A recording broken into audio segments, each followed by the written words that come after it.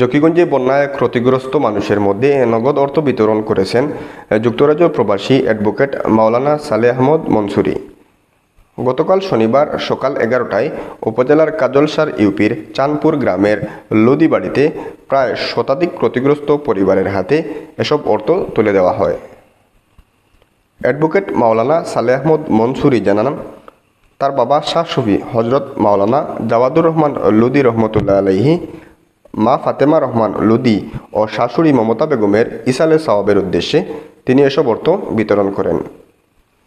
অর্থ বিতরণকালে ভিডিও কনফারেন্সে যুক্ত হয়ে বক্তব্য রাখেন সাবেক সচিব ডক্টর এ.কে আব্দুল মুবিন, জালালাবাদ অ্যাসোসিয়েশনের সভাপতি CM কোয়েস স্বামী ও ঢাকা মেট্রোপলিটন পুলিশের অতিরিক্ত কমিশনার নুরুল আমিন।